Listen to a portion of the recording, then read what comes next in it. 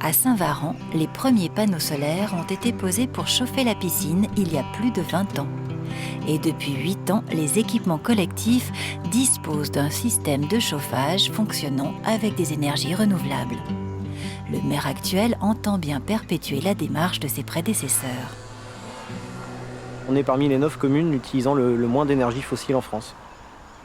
Le développement du bourg s'est fait depuis 30 ans, la maison de retraite à 35 ans, donc le bâtiment ici, avec le village retraite, tout ça bénéficie de la chaufferie bois, ainsi que les bureaux de la communauté de communes, donc qui sont juste derrière, et l'ensemble des infrastructures qui se sont développées depuis 30 ans sur le haut du bourg, c'est-à-dire collège, salle omnisport, piscine.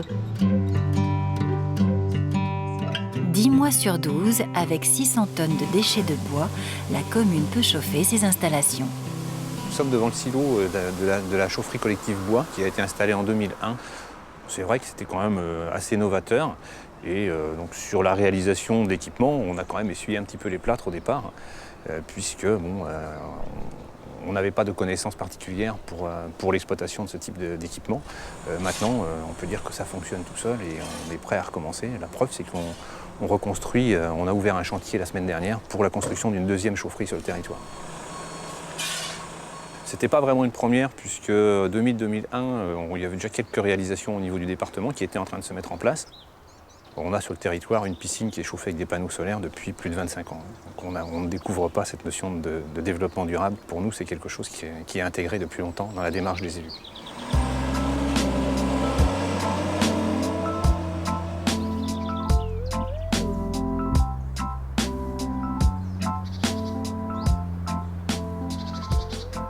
La grosse particularité de Saint-Varan, c'est qu'autour d'un périmètre très restreint, on dispose de bâtiments très énergivores.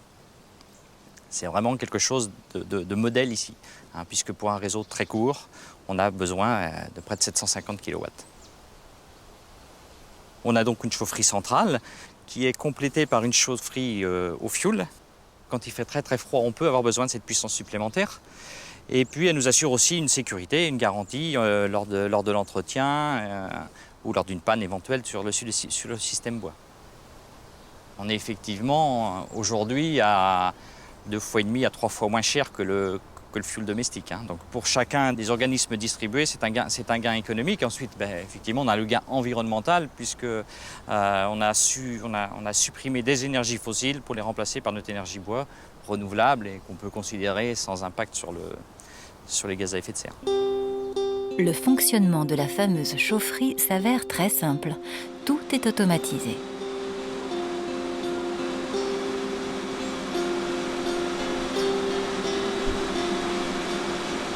Ce sont des plaquettes forestières issues de forêts locales qui sont déchiquetées, séchées.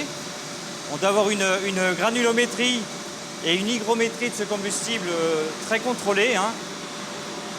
Donc ce combustible, il est acheminé jusqu'à la chaudière par l'intermédiaire d'une vis sans fin qui va conduire le combustible jusqu'au brûleur de la chaudière. Tout ça automatiquement en fonction de la demande. Plus la demande est forte, on entraîne le bras de dessilage, on entraîne la vis sans fin et on vient charger plus ou moins souvent le brûleur.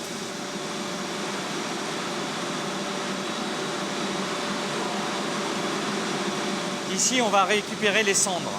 On travaille sur des systèmes très poussés où en fait la quantité de cendres récupérée est complètement négligeable. On est de l'ordre du millième. 1 tonne de bois brûlé nous amène à peu près 1 kilo de cendre. Donc là, on peut voir le résidu de cendre. On a une petite particularité ici qu'on va pouvoir regarder.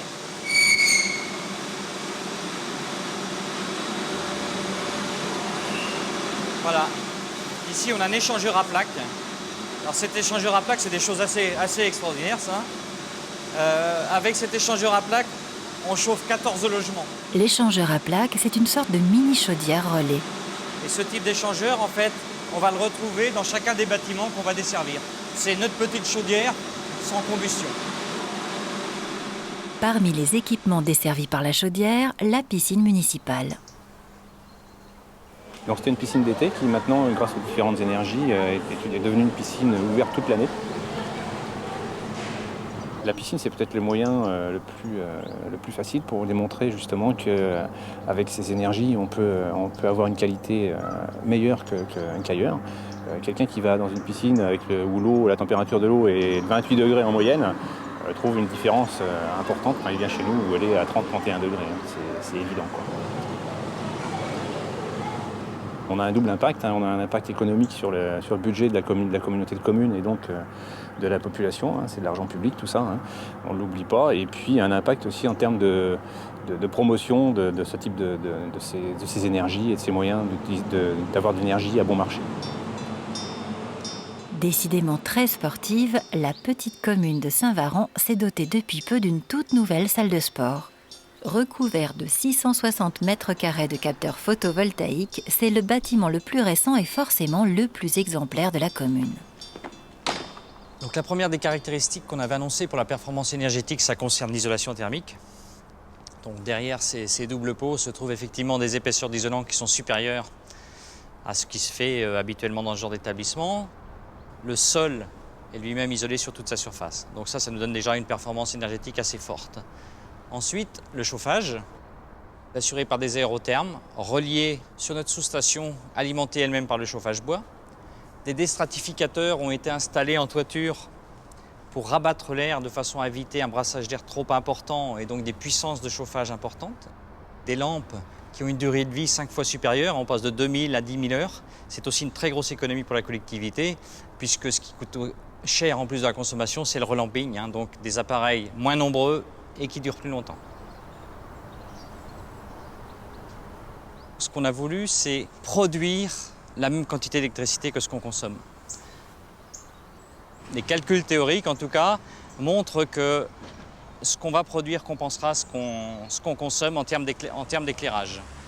Le tout, c'est une opération finalement assez intéressante puisque le temps de retour de cette opération est de l'ordre de 8 ans. Les gens, une fois les installations créées, sont vite venus nous demander des renseignements, savoir si ce type d'énergie était utilisable chez eux, s'il y avait des subventions, quels étaient les dossiers à monter. Donc effectivement, c'est une vraie vitrine et il y a bien cette incitation dans l'exemplarité de la part des collectivités locales. Ces choix ne se font pas seulement en termes d'amortissement. C'est aussi pour le futur des enfants de Saint-Varran que l'on agit ici.